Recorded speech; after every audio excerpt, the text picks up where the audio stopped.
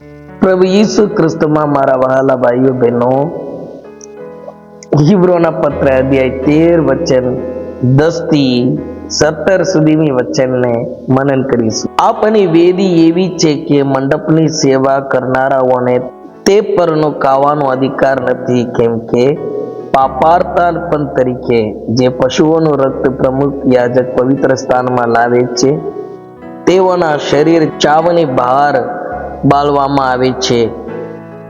માટે ઈસુએ પણ પોતાનો જ રક્તથી લોકોને પવિત્ર કરવા માટે દરવાજા બહાર મરણ સહ્યું.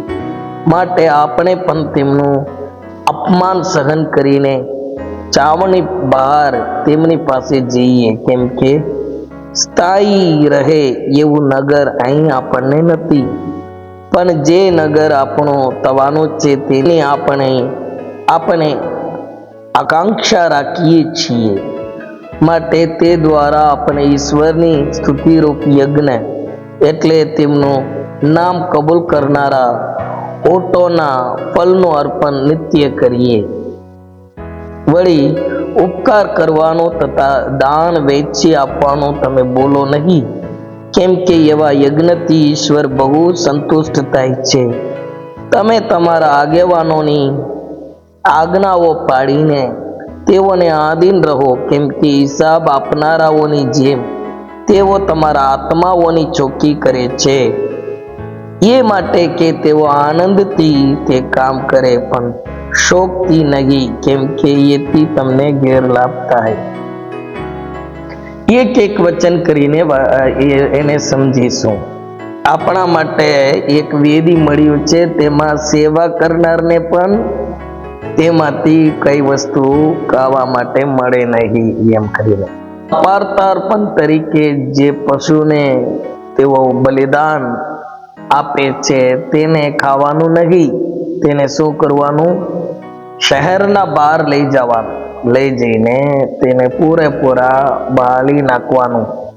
એવું હુકમ તે લગભગ 2000 વર્ષ પહેલા કહેવાના હોય તો મૂસાના સમય 3500 વર્ષ પહેલા એ નિયમ ને એ ચુકાદા ઇઝરાયલ લોકોને આપવામાં આવ્યું છે. આજે આપણે કોઈએ બલિદાન આપવાનું નથી હોતું. જેઓ પ્રભુ ઈસુ ખ્રિસ્તમાં વિશ્વાસ કરનારા છે તેઓ કોઈ રક્ત એટલે પશુઓની રક્ત વેવડાવવાની જરૂર નહીં, પણ પ્રભુ ઈસુ ખ્રિસ્ત તે પોતે ક્રૂસ ઉપર સર્વ લોકોના માટે સર્વ લોકોના પાપોની અને અન્યાયને દેવના તરફથી ક્ષમા અને પ્રાયશ્ચિત તેઓને માણસોને માફી મળે માટે પ્રભુ ઈસુ પોતાનું જીવનને બલિદાન આપ્યું છે. પોતાના લોકોને પવિત્ર કરવા માટે, પોતાના રક્ત દ્વારા એમના લોકોને પવિત્ર કરવા માટે દરવાજાના બહાર તે મરણ સહ્યું છે. તો આપણે શું કરવાનું? આપણા વિશ્વ માટે આપણે પણ તેમનું અપમાન સહન કરીને ચાવની બહાર તેમની પાસે જઈએ. આપણે પણ તેમના પાસે જવાનું એ બધું ઉલ્લેખ આધ્યાત્મિક રીતે દેવના વચન કહે છે. તેમનું અપમાન સહન કરીને તેમના પાસે જઈશું, તેથી આપણને ઉદ્ધાર મુક્તિ મળે છે. ફિલિપીઓને પત્ર અધ્યાય 3 વચન 20 થી 21 સુધીની વચનમાં લખ્યું છે, પણ આપણી નાગરિકતા આકાશમાં છે, ત્યાં પણ આપણે તારનારની એટલે પ્રભુ ઈસુ ખ્રિસ્તની રાહ જોઈએ છીએ. તે જે સામર્થ્યથી સર્વને પોતાના આધીન કરી શકે છે, તે પ્રમાણે આપણી અધમવસ્થામાંના શરીરનું પણ એવું રૂપાંતર કરશે કે તેમના મહિમાવાન શરીરના જેવો થાય. આપણું નાગરિકતા અહીં નથી, આકાશમાં છે. ઉદાર મુક્તિનો એવી રીતે ઉલ્લેખ આપ્યું છે. માણસને જે ઉદાર મુક્તિ મળે અને પોતાના સૃષ્ટિકર્તાના પાસે જ્યારે એ જાય ત્યારે તેમનું રહેવાનું સ્થાન તેને ઈશ્વરના રાજ્યમાં તેમને મળે છે. તે વાતોને આવી રીતે કહે છે, આપણું નાગરિકતા અહીં નથી, પણ ત્યાં પહોંચવા પહેલા પ્રભુ ઈસુના જેવા મહિમાવાન શરીર પ્રાપ્ત કરવા માટે અહીં મહેનત કરવું જરૂરી છે. માટે એવું જેવું મહિમાવાન શરીર પ્રાપ્ત કરીએ એવી રીતે શુદ્ધિકરણ, પવિત્ર અને દરરોજના જીવનમાં ઈશ્વરની યોગ્ય જીવન જીવીને એવી રીતે રૂપાંતર પામવું જોઈએ. માતીની લખેલી સુવાર્તા અધ્યાય 5 વચન 11 થી 12 સુધીની વચનમાં પ્રભુ ઈસુ કહે છે, અહીં પ્રભુ ઈસુ કહે છે, જ્યારે લોકો તમારી નિંદા કરશે ને પાછળ લાગશે ને મારે લીધે તમારી વિરુદ્ધ તરેની બુંદી વાત અસત્યતાથી કહેશે, ત્યારે તમને ધન્ય છે. તમે આનંદ કરો તથા ઘણા હરખાવો, કેમ કે આકાશમાં તમારો બદલો મોટો છે. કેમ કે તમારી અગાઉના પ્રબોધકોની પાછળ તેઓ એમ જ લાગ્યા હતા. જુઓ, તમને પ્રભુ ઈસુના નામના લીધે અને તેમના નામ પર કરેલા વિશ્વાસના લીધે કોઈ નિંદા કરે કે તમારા વિરુદ્ધ બુંદી વાતો કહે તો તમે એને સહન કરો છો, તો તમે આનંદ કરો, ઘણો હરખાવો. કારણ શું? આકાશમાં તમારો બદલો બહુ મોટો છે. માટે મારા પ્રિય ભાઈઓ બહેનો, દેવના રાજ્યમાં જાનાર આપણે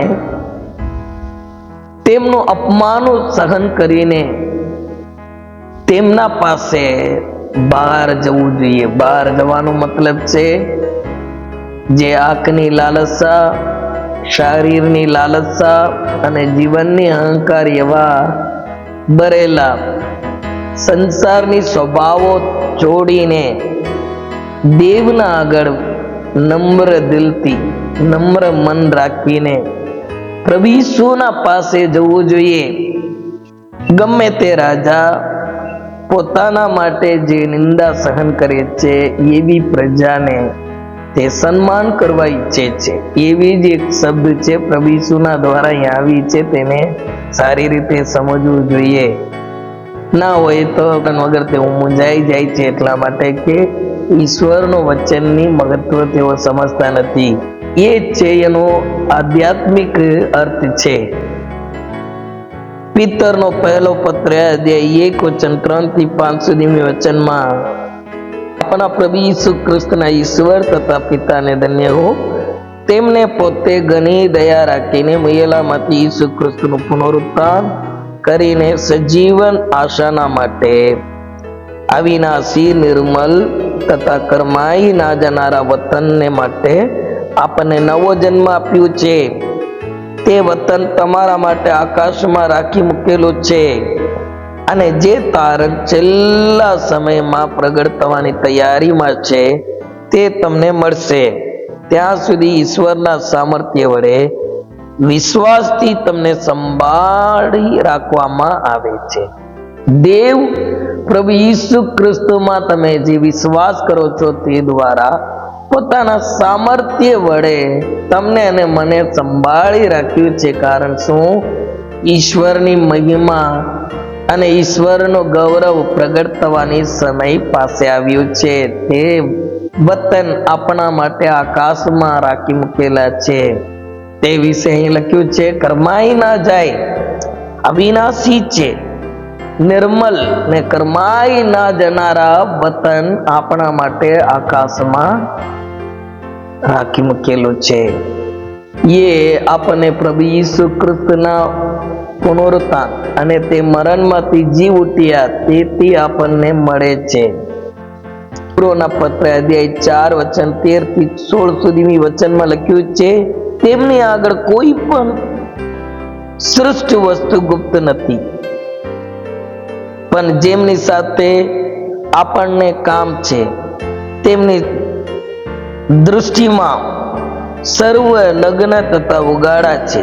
તો આકાશમાં લઈને જે પાર ગયેલો છે એવા મોટા પ્રમુખ યાજક એટલે ઈશ્વરના પુત્ર ઈસુ આપણને છે.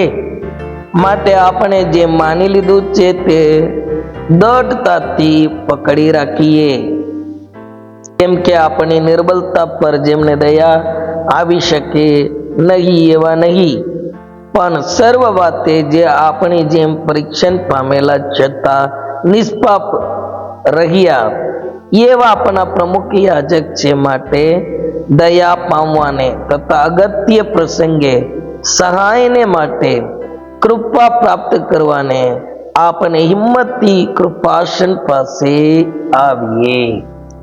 મારા પ્રિય ભાઈઓ બહેનો, એમાં એમ લખ્યું છે, દેવના આગળ કોઈ પણ વસ્તુ ગુપ્ત નથી. એ પહેલા જાણવું જોઈએ. કોઈ પણ વાત તે ગુપ્ત નથી. દેવથી સગળો વસ્તુ એમના આગળ ખુલ્લા અને નગ્ન સર્વ વસ્તુ તેમના આગળ ઉગાડા છે. માણસો એવો વિચાર કરે છે, મને કોઈ જોનાર નથી, હું જે કઈ કરું તે કોઈ જોઈ શકશે નહીં, કોણ મને પકડનાર, હું તો બચી જાઉં, આ કોઈને ખબર નહીં પડે એમ કરીને બધા માણસો પાપ કરે છે, અન્યાય કરે છે, અશુદ્ધ કામ કરે છે. પણ વચનમાં એમ લખ્યું છે, દેવ સગળે બાબતો વિશે દેવ જાણે છે. તે સગળા બાબતો વિશે તે ન્યાય ચુકાદા આપે ત્યારે કોઈ બચી શકતા નથી. સર્વ લોકોના આગળ તે ઉગાડા કરશે. પણ તેમને પ્રભુ ઈસુને વિશ્વાસ કરનાર અને ઈશ્વરનો ભય રાખનાર તેમના પ્રજાઓ વિશે કહે છે. ઈસુ પર ગમે તે વિશ્વાસ કરી શકશે અને દેવનું ભય ગમે તે રાખી શકશે.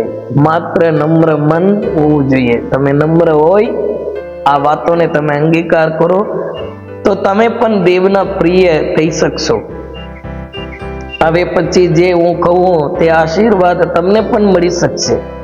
અહીં લખ્યું છે, આપણા ઉપર દયા નહીં આવે એવા કોઈ પ્રમુખ યાજક આપણને નથી. તેને જેને પસંદ કરે છે તેને ક્ષમા કરે, જેને તે પસંદ કરતા નથી તેને ક્ષમા નહીં કરે એવા નથી ઈશ્વર. અહીં વચનમાં એમ લખ્યું છે, આપણા પર દયા કરનાર દેવ છે.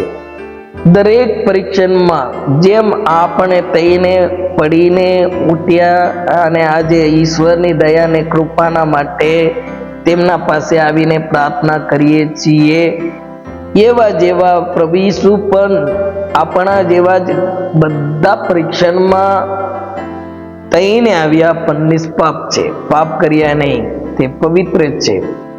અને તે આપણા માટે તે પોતાનું શરીરને પવિત્ર બલિદાન આપીને તે પોતે બલિદાન અને તે પોતે મહાયાજક આપણા માટે દેવના આગળ મધ્યસ્થ કરીને પાપોની માફી મળવા માટે પ્રાર્થનાને વિનંતી કરનાર દેવ છે.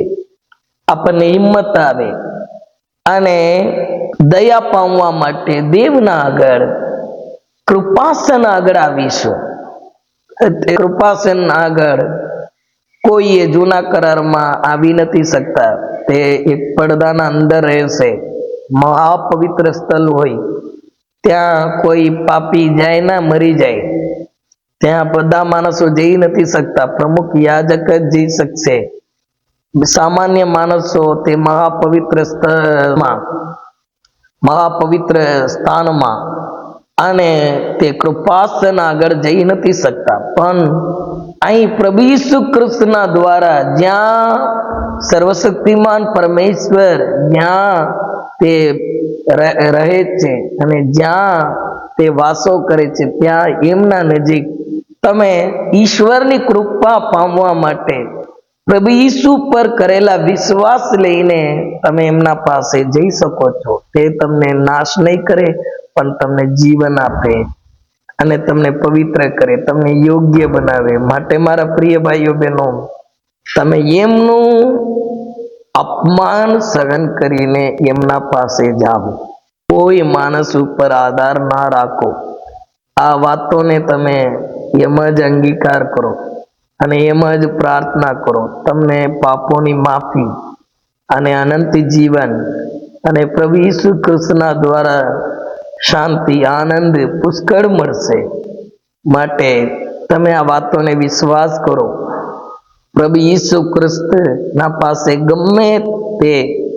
ગમે ત્યારે એટલે પ્રભુ ઈસુ આવશે ત્યાર સુધી અને પોતાના મરણ પહેલા સુધી ગમે તે માણસ તે પ્રભુ ઈસુના પાસે આવે અને પાપોની ક્ષમા મેળવે અને પવિત્ર થઈ જાય અને ઈશ્વરની દયાને કૃપાને પ્રાપ્ત કરે એવી તમને અને મને પરમેશ્વર આશા પ્રભુ ઈસુના દ્વારા પૂરા પાડ્યો છે તે ઉપર વિશ્વાસ કરો. માટે હું તમને પ્રાર્થના કરવા માંગુ છું, તમે તમારા ભૂતકાળ વિશે ચિંતા નહીં કરો. આજે તમારા માટે પ્રભુ ઈસુ છે અને તમે તમારા પોતાના નીતિ, પોતાના ધાર્મિકતા ઉપર પણ વિશ્વાસ ના કરો.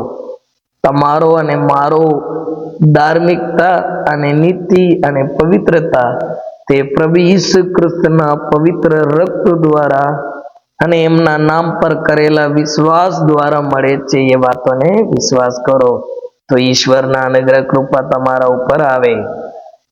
ચાલો હું તમારા માટે પ્રાર્થના કરું છું. સર્વશક્તિમાન પવિત્ર પિતા, તમે તમારા બાળકોને મદદ કરો. આવા જ વચનના પ્રમાણે તમે અમને કૃપા પૂરા પાડો કે કરમાઈ ના જાય અવિનાશી અને નિર્મલ જે વતનના માટે અમે યોગ્ય બનીએ, તૈયાર થઈએ અને ઈસુ ખ્રિસ્તના નામમાં મારા ભાઈઓ બહેનોને પ્રભુ ઈસુ ખ્રિસ્તના નામમાં આશીર્વાદ દેવો છે. તેઓને શાંતિ, આનંદ દો ઈસુ ખ્રિસ્તના નામમાં. Amen. Amen. God bless you. God bless you.